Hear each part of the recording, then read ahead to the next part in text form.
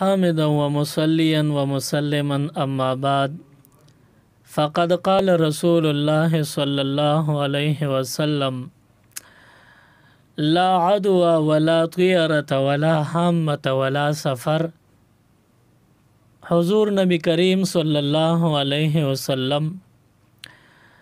زمونږ او تاسو د پاره بهترین پیغامات راوړي دي. هغه پیغاماتو کې زمونږ او تاسو د پاره رب العالمین د دنیا او د آخرت د ټولو پریشانو حل او د دنیا او د آخرت د تکلیفونو عذابونو نه نجات اخودل دي. انسان لا د دین اسلام د الله رب العالمین او د کل هم ملائک او کل هم پیغمبرانو حواله سره س عقاید ضروری وي. دا سه نور انسانی زندگی کې د ډیرو اعتقاداتو ضرورت وي او بنده با عقیده لري، خو هغه عقیده کو صالح وي نو دا انسان کامیاب دی، او که په دغه عقیده کې کجروي وي نو دغه انسان بیا ناکام دی. س عقاید د لرلو حکم کیږي چې مونږ ته حکم دی دغه عقیده ولره، او س نظریات او س خیالات او س عقاید شریعت حکم کوي چې د دین ځان اوساته. نن چې زما کم بیان دی هغه صرف د دې حواله سره دی کم عقاید او نظریات نه چې مونږ او تاسو دین اسلام منی کړیو د هغه حواله سره خبره کیږي. د اسلامی کال سفر المظفر دویم میاش سلورم تاریخ شروع دی. اسلامی کال کې دویم میاش د سفر المظفر دا او سلورم تاریخ چلیږي. د سفر د میاشتې حواله سره د جاهلیت او د جهالت د دور نه تر د نن پورې س غلط عقاید او رسومات شروع شوي دي او تر دې وخت پورې چلیږي. دور جاهلیت کې د صحابه کرامو نمخ کې د پیغمبر علیه السلام د نبوت نمخ کې کفار با عجیبه اعتقادات لرل. د حضور علیه الصلاۃ والسلام دنیا ته دراتلو نمخ کې مشرکانو بدا عقیده وا چونکه عربو با اوخان ساتل او پالل د اوخانو شوق زیاتو، نو چې یو اوخ به بیمار شو نو دغه مشرکانو با دغه اوخ د نورو اوخانو نه اخوا کو او که ابو د سکلو د پاره به یو زیت اوخان را جمع کول نو دغه ناجوړ او بیمار اوخ دی به دغه زیت نه بوته دل به بیل خوراک سکاک ورکو. او د دې مشرکانو دا اعتقادو چې دا کم اوخ بیمار دی نو د لاسه دا بیماری اوړي دی روغ اوخانو ته نو دا سم اوخان براته ناجوړ شي. د دې د وجه دا رنزور او بیمار اوخ دا بیت یو اړخ تک کله چا بیمار اوخ بچرته د شریک اوخانو سره یوځای شو د چا اوخان به اوبو بیسکلی او دا بیمار اوخ براغه د سره اوبو جوټه اوسکلی نو پدې باندې بدواړو فریقو کې جګړه جوړه شو. ستانه جوړه اوخ اوبو جوټه کړو زما اوخانو ته دغه جوټه اوبو رسیدي ستاده یو نا جوړه اوخ ته لاسه زما ټول اوخان بنا جوړه شي. نو دا غلط اعتقادات به لرل. نبی کله چې حضور علیه السلام ته نبوت ورکړی شو نو حضور علیه السلام الله رب العالمین را لېږلی دنیا ته دې د پاره دی چې څومره د کفارو د مشرکانو غلط رسمونه رواجونه دي چې دغه ټولو جړله اوزي دغه بنیادی ختم شي او د دې اصلاح وشي. نو حضور علیه السلام ته بعض صحابه کرامو دا شکایت وکړه د الله محبوب چې یو اوخ بیمار شي نو نور خلق ته بیا کرکه کوي چې ته د دې بیمار نه د سم ته مرض او بیماریونه لګي. نو حضور علیہ السلام نه تپوس اوشو چې آیا دا خبره ټیک ده؟ نو حضور علیہ السلام فرمایل نه بالکل دا عمل ټیک نه دی، بلکې حضور علیہ السلام دغه خلکو له عقل ته دا خبره ورکوزوله. نو یو سوال په وکړو وی تاسو چې دا یو بیمار اوخ د نورو سمو اوخانو نه اخوا کوي چې د دنه بیماری اخوا د نورو ته نه لګي، دا راته وایي چې دی بیمار اوخ ته اول ځل چې بیمار شو دته د چانا مرض او لګېدو. ټول مشرکان لا جواب شو. حضور علیہ السلام دغه مشرکانو ذهنونو ته دا خبره کوزه کړه چې مرض د یو نه بل ته لګېدل دا ضروری نه دی. نو هغه د مشرکانو د دور چې کم رسمونه رواجونه غلط اعتقاداتو هغه تر دې دور پورې چلیږي. اوس هم زمونږ داسې خلک شته چې هغوی د مرضی او د بیمار بنده نه ځان ساتي چې ته د مرض ما ته را منتقل نشي. نو که د یو نه بل ته منتقل کیږي نو د اولنی ته چې دا اول بیمار شو دته د چا نه دا منتقل شو. ظاهره خبره ده د باندې دا اولنی اوخ چې بیمار شو د باندې الله پاک دا تکلیف او بیماری راوسته. داسې دا انسان اولنی چې بیمار شو د باندې الله پاک دا تکلیف او بیماری راوسته، نو داسې د نورو تم الله راوستی شي. نو حضور علیہ الصلوۃ والسلام او فرمایل لا عدوا، په اسلام کې د تعدیت عقیده او نظریه نشتا، مرض به د یو نه بل ته لګي، دا په اسلام کې نشتا. البته دومره ده چې الله پاک په ټولو باندې مرض او بیماری راولي. نو د دې به داسې مثالی چې د یو نه بل ته لګي، نو د دې به داسې مثالی لکه یو زمیدار د غنمو یو ودانه په پټي کې وغورځوي، بیا د هغې پاشي وشي بخورو شي، سو وخت د هغې خصمانو شي، د هغې نه پس هغه یوه دانه په سوونو دانې د غنمو پیدا کی.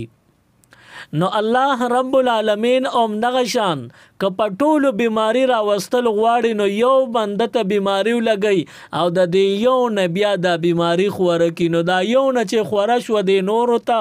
یو یا دوو یا غنو ته، نو دا چا وکړه دا د مرض خپل اثر نه دی، بلکې دا الله دا یو سبب وګرځاو د دې نورو خلکو لپاره. او معلومه شو چې د مریض نه په اسلام کې کرکه کول، نفرت کول او ډډه کول، ځان ته ساتل، دا په اسلام کې نشته. د هر سیز الله رب العالمین پیدا کون کې ذات ته، دا ټول اسباب دا چې سدي دا ټول د الله د حکم ما تحت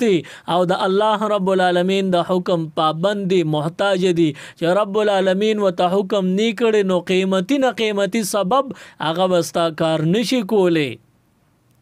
نو معلومه شو چې زمونږ او تاسو لپاره په اسلام کې دا عقیده نشته چې مونږ وایو چې د یو نه بل ته مرض او بیماری خوره شي یا به ولګي. کلګي نو الله به دا یو سبب وګرځي د دې بل د پاره، نو دام الله کوي چې په دې اولنی راوسته دام الله او د دنیا بل تو لګول دام الله، کله لګول نو غواړي نو دی یو باندې بای او د دې جوټه به بل خریس کیو لګي به وتنا. نو دا هر څه چې کېږي دا رب العالمین په خپل قدرت او مشیت سره کوي، چې دا الله خوښه یو بغواړي او بکی، دا الله نه خوښه نه بغواړي نه بکی. دا ټول اسباب دا د الله د حکم محتاج دي. لکه د انسان زندگی او جون کې وګوره د ډیر سيزونه مخې ته راځي، خو چې څومره سيزونه دي دا اسباب دي او دا اسباب په خپل باندې سکار نشي کولی، دا رب العالمین حکم ته محتاج دي چې حکم الهي وته حاصل شنو بیا هغه کار کیږي. اگر تاسو اور ته وګوره، د اور اصلي ماده او اثر سوځول دي، د اور کار سوځول دي، خدا اور د سوځولو د پاره یو سبب دی چې الله نه غوښته نو عمده اور د سوځول نشي کوله. ابراهیم خلیل الله علیه السلام نمرود ورلا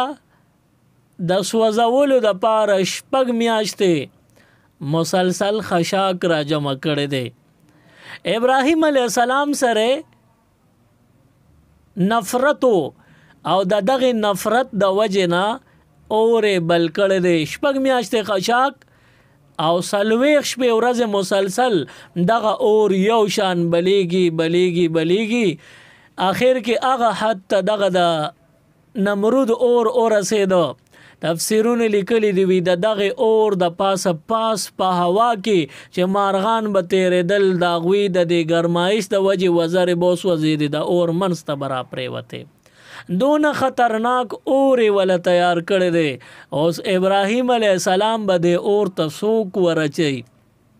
اور ته د ورچولو دپاره ورنږدې کېدل غواړي او د اور ګرمایش دونه زیاتې څوک یې خوالم نشي ورتلی. د دغه اور نه لرې یو اړخ ته غټه اونه ولاړه وه، ډېره لوړه وه. په هغه اونه کې د رسۍ نه یو ټال واچو. ابراهیم علیه السلام په هغه ټال باندې کینو، لاسونه مبارکي ول په دغه رسۍ باندې شاته یا مخې ته تړلي دي او په دغه ټال کینو او جوټې ورکوي او دا یې خیال دی چې کله دا جوټه د اور طرف ته روانه شي نو بره دوه سړي په اونه کې په شاخ کینولیو، دغه کسان به په چاړه یا په چاکو باندې دغه رسۍ کټ کی. ابراهیم علیه السلام د ټال دا جوټه به اسم اور طرف ته روانه چې بره هغه دوه کسان کټ کی، دا غون ټال سره د ابراهیم علیه السلام دغه اور منځ ته به پروزي. دغه شان اوشولا خو دغه وخت کې فرشتې راغلي دي او ابراهیم علیه السلام ته وایي دا کسان تا د اور ته ورچوي، نو که ته غواړې چې موږ ستا په کار راشو ته راته اجازت وکړه، نو اوس به د مدد وکړو او دا ټول خلک به دله په د اور باندې ستی پتی کو به سو تا به ته بچ کو. ابراهیم علیه السلام ورته فرمایي وی نه زه تاسو نه مدد نه غواړم او زمونږ د قرآن پاک یو آیت مبارک دی هغې ولوستو حسبنا الله ونعم الوکیل، الله رب العالمین بهترین کارساز دی، هغه زما دپاره کافي دی، زه د الله رب العالمین نه مدد او امداد غواړم. چې ابراهیم علیه السلام دا کلمات ولوستل نو الته هغه بره نمرودیان په ټال په اونه باندې ناستي رسۍ کټ کول غواړي، هغه رسۍ نه کټ کېږي، فرشتې راغلي او د دغه ټال دغه رسۍ کلکې په لاسو کې ونیوي او سې دا نمرودیان کټ کول غواړي نه کټ کېږي. ناګانه ابلیس راغی او نمرود او دغه مرګرو ته وی چې دلته د رحمت فرشتې راغلي دي، د دې په وجه تاسو ابراهیم علیه السلام اور ته نشئ ورچولی. نمرود ډیر فکرمند او پریشانو تپوس ته کوي ابلیس ته وی دی بسنګ دی اور ته ورواچولی شي، د دې مسلې څه حل پکار دی. نه شیطان ته دا سګران کار نه دی، بے حیا او بے حجاب سرتور سر زنانه راولې چې دې ځای کې ودرېږي نو د رحمت ټولې فرشتې د هغه ځای نه تښتي، کوم ځای کې چې بے حیا بے حجاب سرتور سره ښځې موجود وي هلته د رحمت فرشتې نه سارېږي او دا ټال او ابراهیم علیه السلام دغه د رحمت فرشتو رانیولې دي چې تاسو سرتور سره بے حجاب ښځې راولې، دغه فرشتې به ځي او ابراهیم علیه السلام به اور ته پریوزي. نمرود زر فرمان جاری کو زر آوازو کو شابه داسې ښځې راولې چې بے حیا بے حجاب او بے پردی وي سرتور سره، نو هغه ښځې چې راوستې بره فرشتې د هغه ټال د خوا نه لاړې او کم نمرودیان چې بره په ټال په اونه په څانګه ناستو هغه رسۍ کټ کړه، رسۍ سمدستي د جهنم د دغه اور طرف ته مخه کړه او چې څنګه دغه اور ته ابراهیم علیه السلام ورغی، ابراهیم علیه السلام د دغه لمبو منځ کې داخل شو پریوته. اوس ابراهیم علیه السلام د اور په منځ کې دی، شپې ورځې تیریږي، نمرود 6 میاشتې خشاک را جمع کړی دی، نو دا 6 میاشتې خشاک را جمع کول دا خو ډیر لوی اور به وي، نو دا اور به زر ختمیږي نه، نو دې کې 40 شپې ورځې په دې اور بلیدو کې تیرې شوې چې وی قتل ابراهیم علیه السلام نه چار چاپیره اور چې مړ شو، ابراهیم علیه السلام په هغې کې صحیح سالم پروتو. نمرود او داغه لخر په دې نتیجه ورسېدو چې ابراهیم علیه السلام سره مونږ څه کول غوښتل هغه مونږ ونه کړی شو، چې الله څه غوښتل هغه وشو. اوس په دغه وخت کې تاسو اندازه لګولی شئ په دنیا کې ځای په ځای د اور لمبې به وې هر چا به د خپل ضرورتو د پاره اورونه بل کړي خو رب العالمین د دې اور اثر په ابراهیم علیه السلام باندې بند کو حرام کو اور ته رب العالمین حکم کو الله فرمای قلنا مونږ وتوی اے اورا یا نار کونی بردا و سلام علی ابراهیم اے اور په ابراهیم علیه السلام داسې یخشا چې د سلامتیا یخش چې نه د یخوالی تکلیف نه د گرمایش تکلیف ورسی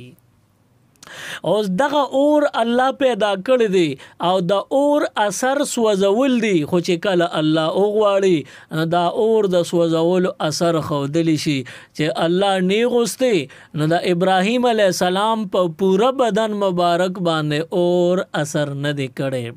تر دې چې تفسیر لیکلی دی د ابراهیم علیه السلام لاسونه مبارک چې په کومه رسۍ باندې تړلی شوي وو هغه رسۍ د دغه نمرود دغه اور سوځولې ده او نور د ابراهیم علیه السلام په لاسونو مبارکو نری نری ویښتو هغه ویښتو مبارکو ته هم څه ازار او څه تکلیف او ضرر نه دی رسولی معلومه شوه چې دا هر څه د الله پاک د حکم منتظر وی د الله پاک د حکم محتاج وی رب العالمین وته حکم نه کړي نه یو شی به ډیر زوروري خو خپل اثر نشي ښودلی لکه د ابراهیم علیه السلام باندې کوم اور بل شوی دی اور ډیر زورور دی خو د الله پاک حکم وسره نشته نو خپل اثر نشي ښودلی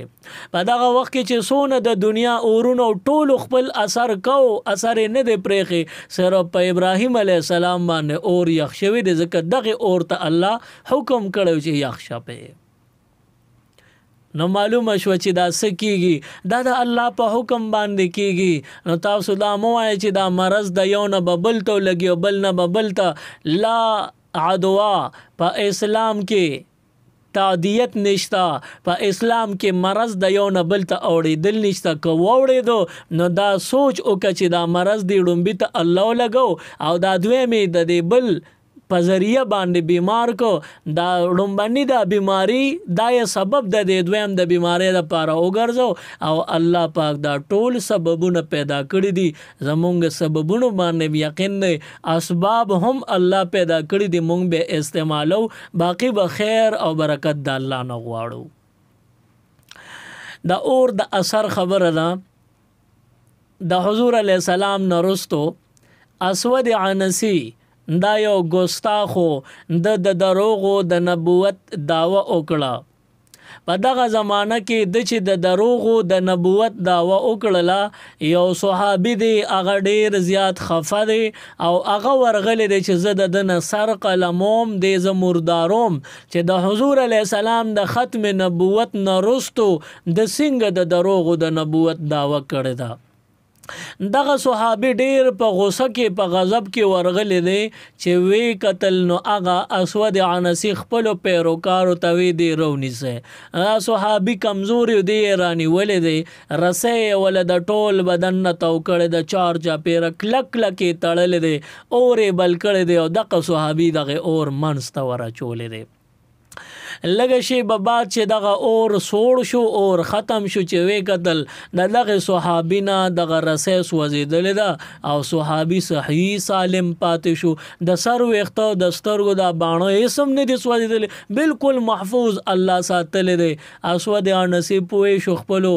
پیروکارو ته وی د باندې اور اثر نه کیدی د دې ځای نه چې ته بهر کلی ته وشړی دغه صحابي جلاوطن کو خو اور په اثر او دخل اونکو معلومه شو چې دا څه اثر کوي دا د الله حکم غني اور سوځول کوي خو چې د الله حکم نه دا اورم بیا سوځول نشي کولی نو په اسلام کې تعدیت نشته چې مرض د یو نه بل ته وړي که اوړي نو دا د الله حکمي د دې په وجه د مریض نه کرکه مکوي د مریض نه نفرت مکوي د مریض نه اړخ مکوي دغه حوصله شکنی کیږي دل شکنی کیږي هغه مریض به الله روغ کی خداغه پزړه چې تا کم د نفرت داغونه راخکلی او لګول دي هغه داغونه د زړه نه بیان نه لر کیږي د دې د وجه داغه حوصله شکنی او دل شکنی مکوي د حدیث مبارک دویم لفظ ولا طیرتا په اسلام کې د مارغانو عقیده او د مارغانو نظریه نشتا او ولا طیرتا دا مارغانو عقیده په اسلام کې نشته. د دې څه مطلب؟ دور جاهلیت کې د عرب مشرکانو با هر مشرک به په کور کې یو مرغۍ ساتلې وه او هغه مرغۍ به عادت وه. نو چې دې مشرکانو به چرته د خاص کار د پاره د سفر نیتو،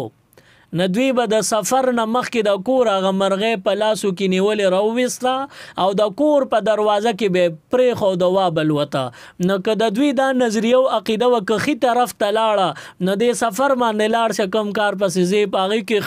خیر دی،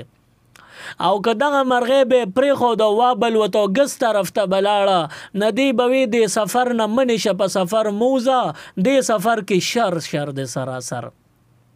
او که دغه مرغۍ به بالکل د سر د پاسه پورته والوته، نه به ښي او نه ګس بلکې بره به والوته، دی به وي که ځې نو لاړ شو که نه ځې مزه تا باندې منحصره ده، که ستا خواهشي لاړ شو که نه ځې نو مزه، نه پکې خیر دی او نه پکې شر دی. نو حضور علیه السلام ورته فرمایل ولا طیرتا، په اسلام کې د مارغانو د لزولو نظریه او عقیده نشته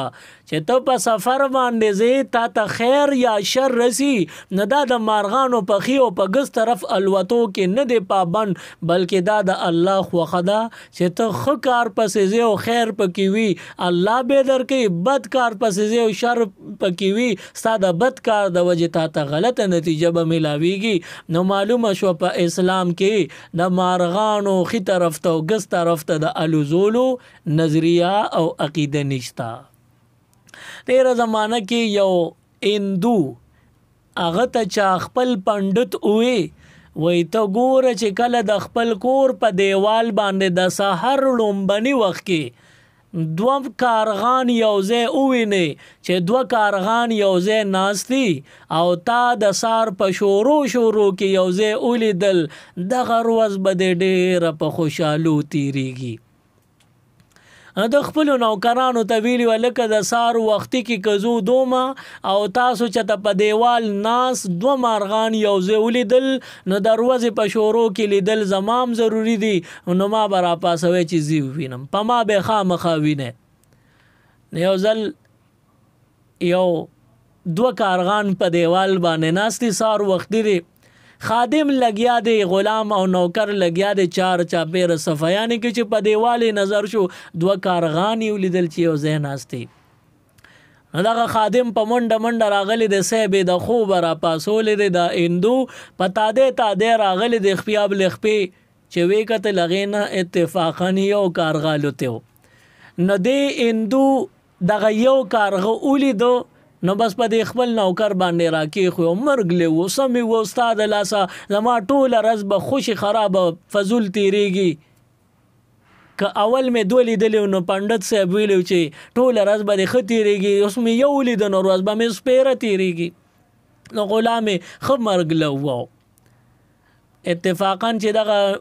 هندو ځان تیار کو خپلې دکاندارۍ له لاړه، نور کله چې څونه ګټه وټه به کېده د هغې نه څو چنده زیاته ګټه وشوه چې ماښام کور ته د هندو راغې نو خپل نوکران یې راټول کړل، دا سار چې مرګ له والې دی هم ځان ته راوستو او دلې هم څه ډېرې پیسې ورکړې وي، دا والې وایي دا د دې په خوشحالۍ کې چې نن مې ډېره ښکلې ورځ تېره شوه او ډېره ګټه مې وکړه، نو دا پیسې واخلې. چې پیسې به تقسیم کړي نو دغه سار چې وال خوړلی و دغه خادم وله راغې صاحبه تا ته چې کومه خبره پنډت کړې وه نو خالص دروغ یې درته ویلي و.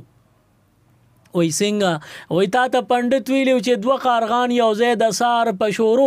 کې ووینې ورځ به دې ښه تېرېږي، نو دا دروغ زه کوم چې ما دوه لیدلي و نو مرګ له دې والې موال مې دنه وخوړل او تا چې یو لیده نو وګوره څو چنده زیاته ګټه او منافع دله راله، ستا ورځ ښه تېره شوه، ما دوه لیدلي و زما خرابه تېره شوه. نو د دې وجې نه حضور علیه السلام فرمایي ولا طیرتا، په اسلام کې د مارغانو متعلق څه عقیده نشته چې دا هغه شو نو دغه به یو دغه شو نو هغه به اسم د اسلام کې د کارغانو مارغانو والي سره نشته. ښي طرف ته لاړ خیر، ګس طرف ته لاړ شر. د مارغانو عقیده او نظریه مسلمان د پاره په اسلام کې نشته. ولا حمتا او دریم لفظ د حامه حضور علیہ السلام ذکر کړی دی. په اسلام کې د حامه حواله سره اعتقاد دا نشته. حامه څه ته وایي؟ هم بعضې کتابونو لیکلي دی حامه دا انساني سر کوپړی ته وایي، او بعضې علما فرمایي وي نه دا یو داسې مرغۍ ده چې کله څوک قتل وکي او د دغه مړي قاتل معلوم نشي، قاتل پټ دی او معلوم نه چاته پته نه لګي، نو د دې د وجې د دې مړي بدل لا څوک نه اخلي ځکه چا نه والي قاتل معلوم نه دی. نو دغه یو مرغۍ ده د دې مړي د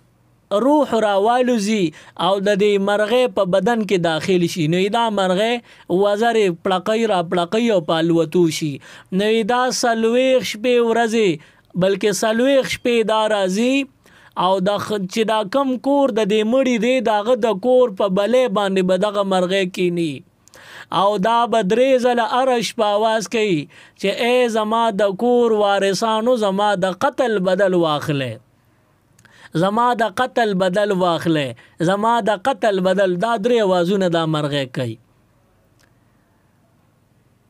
نو حضور علیه الصلاۃ والسلام فرمای ولا حامتا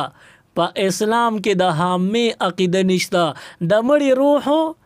چته مارغانو کې نه داخليږي او بیا دغه مارغان کورونو ترازی او په بلې کې نه زما بدل، دا شی په اسلام کې نشته. په اسلام کې دا نوی چې د چانه روح اوتو په بل سیز کې داخل شي، دوسری او تیسری جنم چوتھی او داسې وغیره وغیره جنمونه، په اسلام کې دا نظریه نشته. ځکه حضور علیہ السلام فرمایل ولا حامتا په اسلام کې د حامې عقیده نشته. ورپسې سلورم لفظ حضور نبی کریم صلی الله علیه وسلم ذکر کړی دی. حضور علیہ السلام فرمای ولا سفر، د سفر د میاشت حواله سره غلط توهمات اعتقادات او نظریات دا په اسلام کې نشتا. د سفر میاش د دور جاهلیت نه تر نن پورې منحوسه ګڼلی شي، سپیره ګڼلی شي. وای د سفر میاش دا د پیریانو میاش دا، او سو کوئی چې دا د ګل شکر میاش، پښتانو ته ګل شکر وای، دا ګل شکر نه دا ګل شکر. او سو کوئی چې دی کې د کور صفائی بنه کې جال وغیرہ بنه صفا کې، او پدې کې پیریان را کوزيږي، پیریان دیوان راځي آبادو ته، د شاړو نه آبادو ته داخليږي. نو د سفر د میاشت حواله سره دا توهمات دا غیر اسلامی دي. په اسلام کې د سفر د میاشت حواله سره دا اعتقادات نشته چې پیریان راځي جال مصفا کوا د میاشت پیرلا. په اسلام کې صرف 2 سيزونه هغه منحوس دي، داغه نه علاوه یو شی سپیر نه دی. هغه 2 سيزونه کم دي. نمبر 1 بد عملونه چې څومره ګناهونه دي، دغه ګناهونه دا سپیر عملونه دي. لکه یو حدیث مبارک کې راغلی دی په کم کور کې چې یو بے نماز وي د لاسا 4 چاپیر سلور واړو طرف ہوتا سلويخ کورونه دې کې بس پیرواله او بے برکتی راځي. 160 کورونا دوی کې به بے برکتی پیدا کیږي. نو ستوای چې دا انسان سپیر دی او کده دا بد عملی چې دا مونږه پرېخې دا ګناه لا د دې مونږه پرې خودو سپیرواله د ګناه او د برای سپیرواله دی. نو ظاهر خبره چې انسان سپیر نه دی. د مون نه کول ګناه ده او ګناه دا د سپیروالی عمل و دې سره بے برکتی پیدا کیږي. نو په اسلام کې سپیروالی صرف په 2 سيزونو کې دی. نمبر 1 گناهونه او بد عملی دا سپیرواله دی. نمبر 2 کم چې معذب قومونه دي چا باندې الله کاڼي را ورولې دي چا باندې الله ځمکه الټه کړې ده نو دغه خراب قومونه چې د دنیا نه لاړ شي دغه سپیره قومونه دي. نور په مخ د ځمکه په اسلام کې د یو شي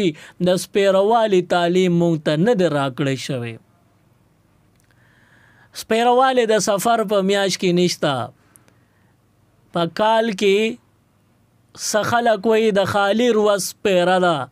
سخلق وی د 9 ورځ سپیره ده جامې په مینځه سخلق وی د چهارشنبه پر ورځ جامې مینځه دا سپیره څوک وی چې د سفر د میاش دا سپیره ده نو دا ټول خبرې بې بنیاد دي او دا د ګناه عقاید او نظریات د دې ځان ساتل پکار دي. او په خوا خلکو وی چې د سفر په میاش کې پیریان را کوزیږي او دغه پیریان خپل بچیم ځان سره د جالو نو د شاړو نه راولي نوې ماخام چې تیارو لګي نو بیا لږ په احتیاط سره ګرځي او دامره احتیاط کوي چې قدم اخلي نو اول وای پاش پاش خبردار. دا د پیریانو ناره ده د هغوی په ژبه کې ته هغوی ته وایي چې زه تېرېږم لږه خواشه ځان رانه بچ کې دا پیریانو ته وایي پاش پاش خبردار په دې الفاظو ورته وایي چې تاسو ځان بچ کې زه تېرېږم خوږم نه کم.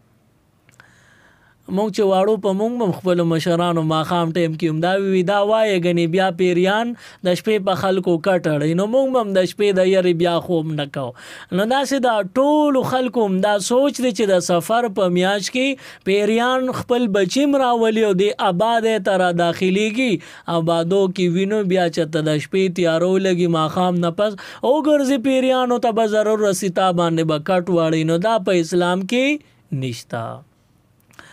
او د تیرې زمانه د جاهلیت د دور نه دا خبره مشهوره ده چې د سفر په میاش کې 120 بلاګانې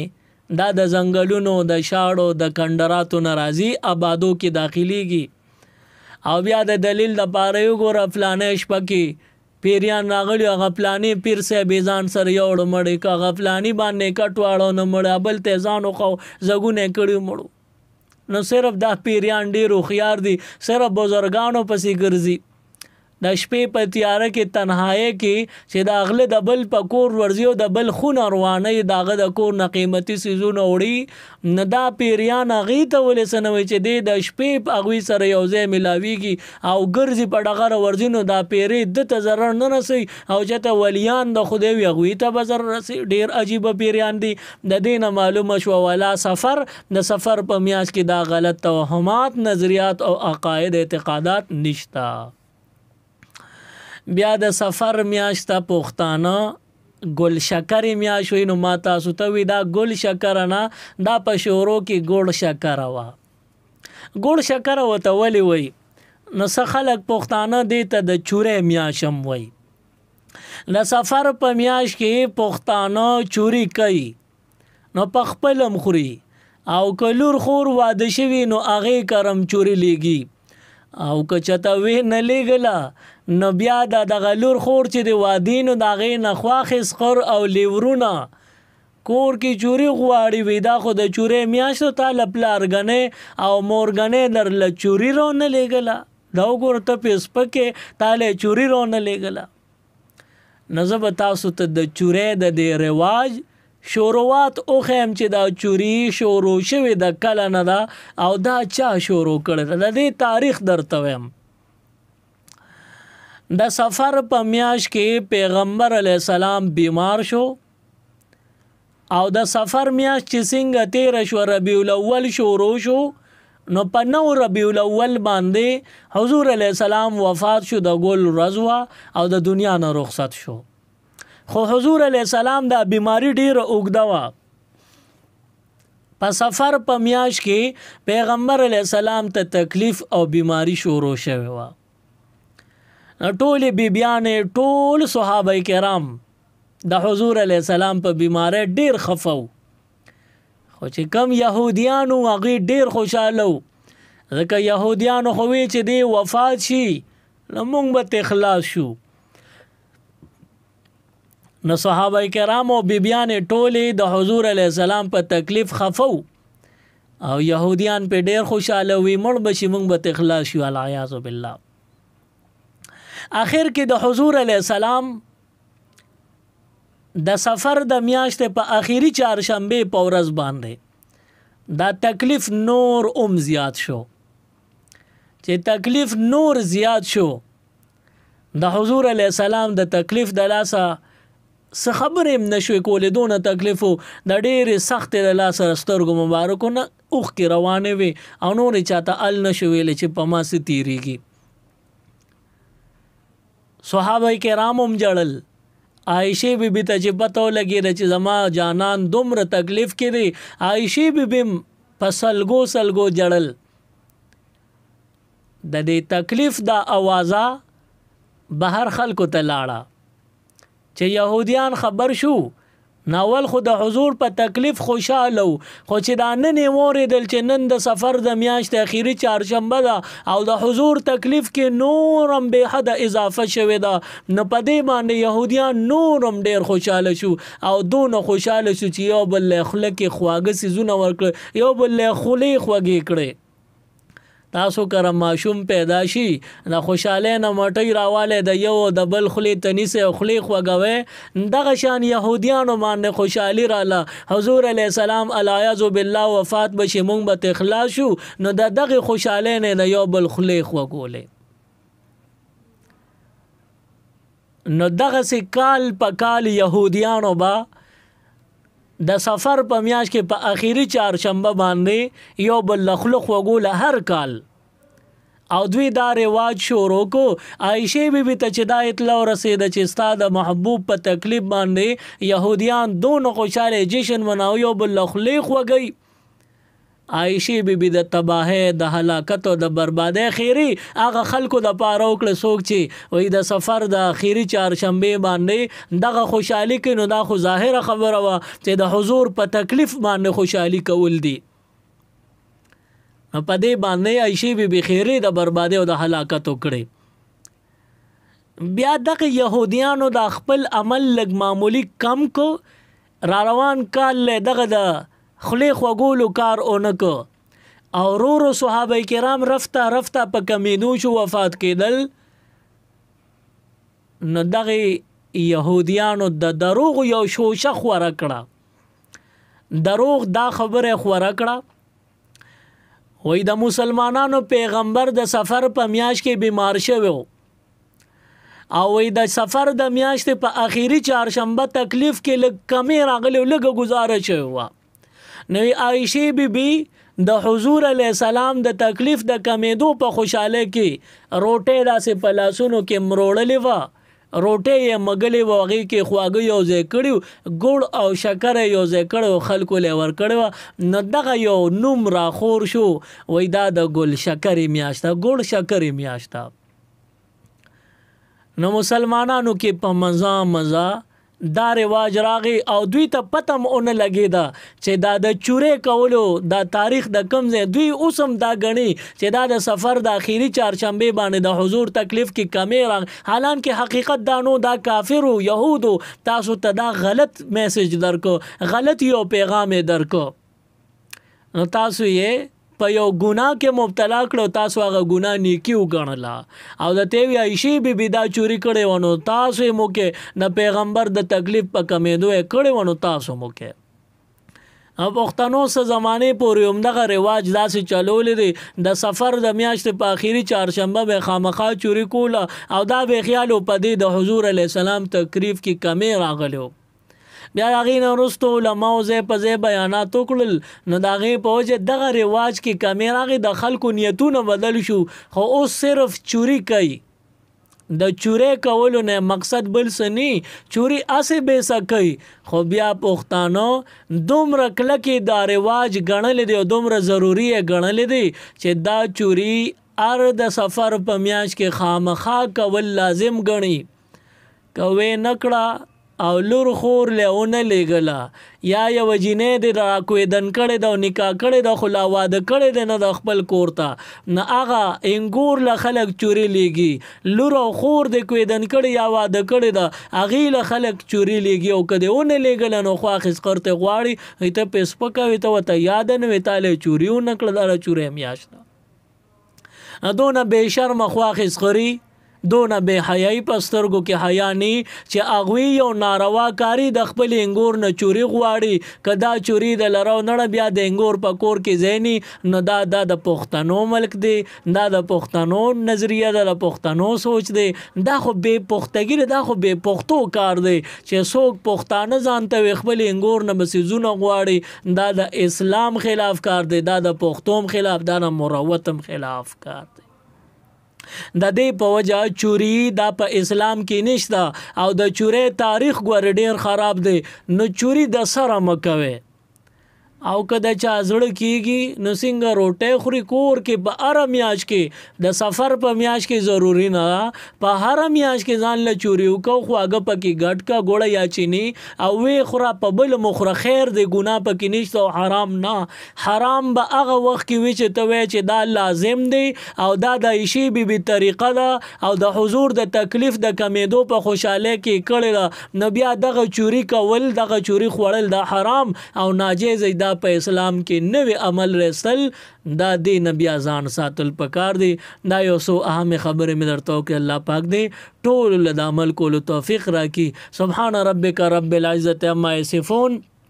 وسلام على المرسلين والحمد لله رب العالمين اللهم ربنا آتنا في الدنيا حسنة وفي الآخرة حسنة وقنا عذاب النار وأدخلنا الجنة مع الأبرار يا عزيز يا غفار برحمتك يا أرحم الراحمين मज़ीद Islamic videos देखने के लिए हमारे YouTube चैनल दीन और दुनिया को ज़रूर सब्सक्राइब करें और बेल आइकन ज़रूर प्रेस करें ताकि हमारी हर एक वीडियो की नोटिफिकेशन आपको मिल सके।